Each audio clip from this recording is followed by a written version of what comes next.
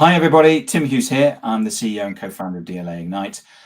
Today, I've got David Espindola with me, and we're going to be talking about his new book about AI, which is called Soulful, You in the Future of AI.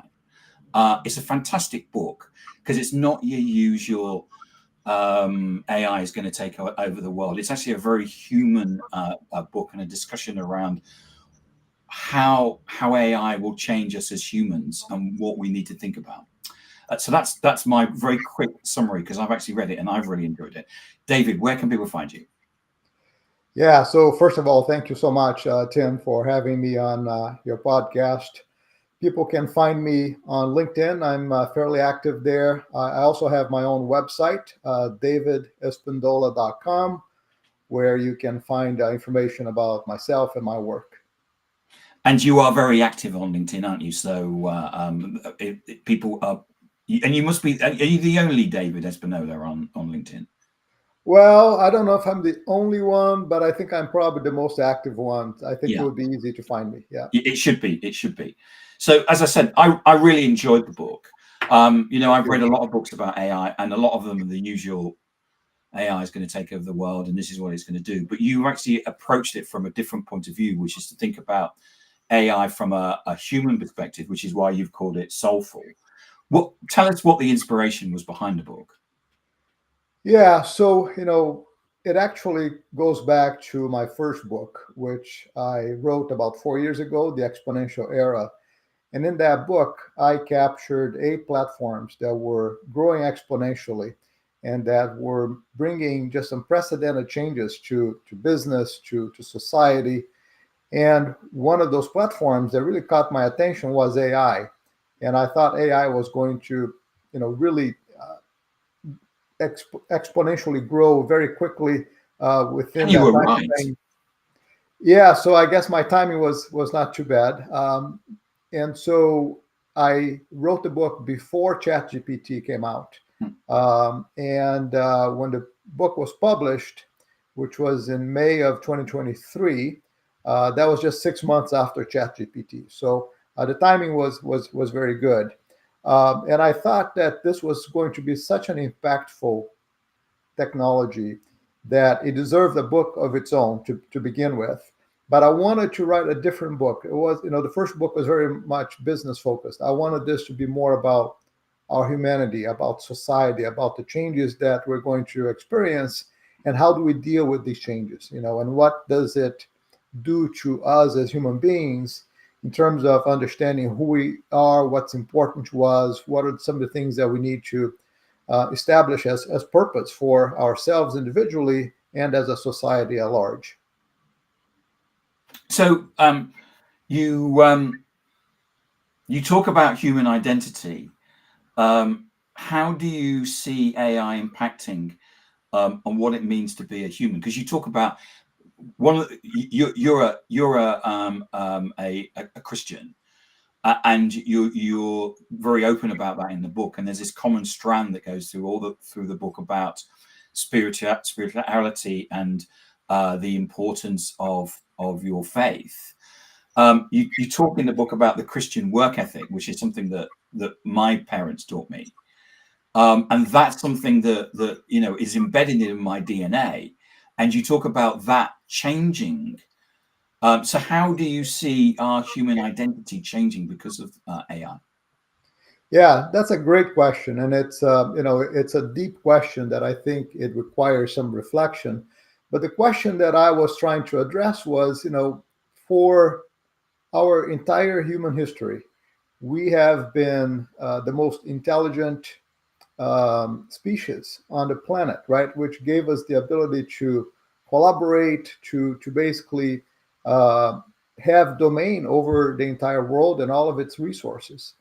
So now comes an entity which potentially could be just as smart, if not smarter than we are as human beings.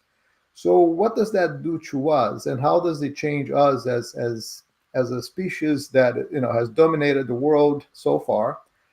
Is that going to change? And if it does, what does it mean to us? So, my reflection on that was that I personally believe that we are not just the electric pulses and chemical reactions that happen in our brain. So, if we were just that, right, then I would say that, we're now going to have this other entity that also has just basically electric pulses going through it, and it's more intelligent than us, and therefore it's more valuable than we are, and so our role as humans diminishes considerably. But I don't believe that's reality. I think we're more than that, and so I believe that we will continue to be in charge. We're going to continue to have domain over all of resources, and AI is going to be a collaborator, and we need to be very good at learning how to collaborate with this other intelligent agent that's going to be side by side with us. But we still have, governance and domain over this entity. I don't think AI is going to take over the world. That's my point of view. Yeah, because I mean, it brings in discussion, doesn't it, about universal payments instead of work. Yeah. And I don't want that. I want to work, because Yeah. I was taught from I don't know, no one actually sat down, but hard work pays, and you get a sense of satisfaction from that. Absolutely. And so you also talk about the interaction between human and machine, and humans becoming mechanized, and the machines coming humanized. How do you see that taking place? Yeah. So I'd like to just step back a little bit because you mentioned something that I think is really important, which Sorry, is, am I asking you too detailed questions? You see, I've read the book. yeah, no, your questions are excellent. So, this idea that we will need universal basic income because, AI is going to do all the work, and that will lead to unemployment, and we won't have, a source of income to live. And, it's debatable whether that's going to happen or not. But if it does happen, let's just presume that AI is going to do all of the work that we don't want to do, and that it's going to create abundance. So there'll be plenty of resources available to all of us. Then we get into this conversation about how do we distribute that wealth in a way that's fair to everybody so that everybody can benefit. But assuming all of that goes right, there's still a fundamental question that we need to answer, which is, what do we do with our time, right? I think we were made to work. I think we enjoy working. I think creativity is something that we enjoy doing. And so how does it change that work ethic? How does it change how we think about work? And what kind of work are we going to do? And what's going to be our purpose in life? So those are really deep, difficult questions that we all need to reflect on. And I think we'll find, different opinions on that. But I think it's a very important question that we all need to talk about. And then your second question, or your second comment about, robots becoming more humanized and humans becoming more like robots, I think it's an interesting perspective, because we are seeing AI becoming more and more human, right? I mean, just look at what's happening to voice in AI. AI is now able to have a social conversation, right? And it knows the intonation that it needs to use. It knows when to pause. It knows when to interject. So AI is becoming really good at conversation, and it's going to get better and better and better. So it's going to look more and more like AI is human. On the other hand, we are becoming more roboticized in the sense that, we are just busy with our phones, scrolling through data, and not spending the time that we used to spend as humans. Whether it's children playing outside or us just enjoying the outdoors. So that's an interesting perspective, and I think it's something that we need to reflect on as well, and not let that take us to a place that is going to take away our joy and the things that make us happy. So, do you see any ethical impact? And if so, is there anything missing in terms of frameworks or anything that we should be doing? Because AI is moving fast. Super fast. And faster than anything I've seen in my lifetime. Yeah. Is there anything that we should be doing from an ethical perspective? Oh, there's so much that we need to do. And, to your point, the technology is moving much faster than our ability to put in place the right frameworks, the right regulations, the right governance processes, right? So that's a huge concern. So from an ethical standpoint, I think there are lots of different themes. I just did a workshop yesterday when we talked about this. So there are things like bias and discrimination that we need to worry about. There are things like privacy and surveillance, the ability of AI to really um, be able to do surveillance, and what does that do to our privacy? AI with EEG, electroencephalography, can actually read your thoughts, which is really, really scary. And it leads to this conversation about cognitive liberty, right? And to what extent do employers have the right to know what you're thinking? And then you go into the issue of accountability. Who is accountable when AI makes a decision that has a negative impact, right? And the role of humans in making some of these decisions. What are some of the processes and some of the decisions where we must insert the human in the loop to make a decision before AI acts on it? So there are many, many different discussions, many different ways to think about ethics. And I think we will see more and more regulation to provide, guardrails on AI development and deployment. We're still in the early days. The European Union is taking the lead on that, and I think a lot of other jurisdictions are just following the lead from the EU at this point. And how do you see spirituality playing with AI? So, one interesting scenario that I talk about in the book is the scenario where we are free to spend more time thinking about the deeper questions, right? So if we believe that AI is going to do most of the work and we're going to have more time to ourselves, you can think of it two ways. One way is, free time is a bad thing because people tend to do bad things when they have free time. The devil makes plans for idle hands to do. That's right. That's right. So that's one perspective. Another perspective might be, well, maybe we won't be so busy that we will have more time to spend with our loved ones. Maybe we'll have more time to dedicate to cultural aspects of things, more artistic pursuits, and more spiritual pursuits. Maybe we'll be more connected to ourselves and understand more what it means to be human, because again, we need to find purpose, right? And I think in that search for purpose, I think spirituality could play a very significant role in just grounding us in understanding what it means to be human and why are we here. It goes back to that fundamental philosophical questions, why are we here? Who are we? Yeah, I see that. And so that leads us on to, do you see AI developing a soul?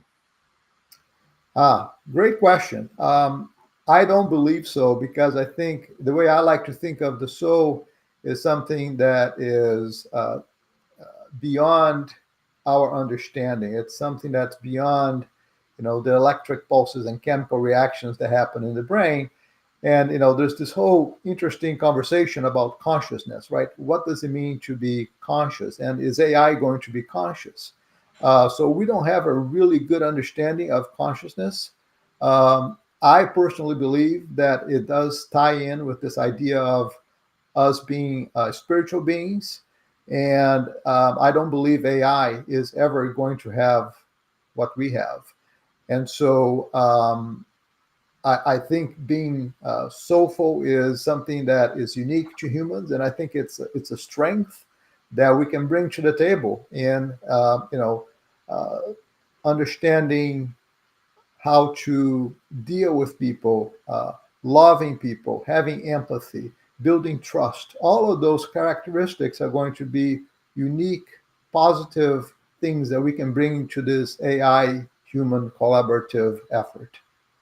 Because yes, I mean, it's interesting, isn't it, about, you know, AI is mathematical, and how do you create it? You know, AI has never been punched in the face.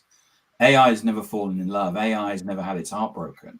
How do you actually take those things and form some sort of mathematical algorithm for those emotions? You know, Yeah. when we look at our partner and the fact that our heart lifts because whenever we see them, it's like, yeah, really, is you know, write me a you know, it just isn't. Well, what I've learned with AI is if I say it isn't going to happen, it happens tomorrow. Yeah. But you know, the likelihood. Yeah. So here's where I see the danger, Tim. I think obviously AI doesn't feel anything. AI doesn't know what love is, but AI is very, very good at mimicking Hmm. human emotions. It's very, very good at detecting our emotions. And in fact, there was a recent research that showed that AI can show more empathy in responses to questions than human beings can. So you could make the argument that AI is going to be more emotionally intelligent than humans, right? It may appear that way, but it's just mimicking what we do naturally. So, the danger is that we will naturally anthropomorphize AI and think of AI potentially as a confidant, as a friend, as a lover. And if we do that in detriment of our relationship with our humans, I think that would be a very negative thing for society and for our development as humans. In chapter 7, you talk about a way forward, and you set out a vision, and you talk about education and stuff like that. In the last 3 minutes, do you want to sort of like talk about that and how you see that going forward? Yeah, so I think we really need to rethink education, right? Because education hasn't changed much in the last 100 years. What we have as a model for education today came out of the Industrial Revolution. It had its role in helping us get to where we are today, but now we're going through this drastic change in the way work gets done and the way that we think about cognition. So we have gone through an education system where at a very high level, basically the model was, you go to class, there's a teacher, the teacher is going to send you You learn content. some facts. Yeah, you're going to absorb that content, you're going to memorize some things, and then you're going to go through some standardized testing to make sure that you understood what was taught to you, right? So that was the basic model. But now you have at our fingertips technology that can give you an answer to any question that you have. And so, does it still make sense for us to continue with that model? Or do we need to prepare people to ask better questions? Because if you don't know what questions to ask, then AI is not going to be very helpful to you. So, we need to change that educational mindset to provide the basic principles. People need to understand the fundamentals so they can ask the right questions of AI. But I think AI is going to have a huge impact in the way that we think about education. I think we're already seeing research, aren't we, that entry-level jobs are falling. Yeah, absolutely. Because traditionally what happened was that people went to college, they would then get some sort of entry-level job, which would be an internship or something like that.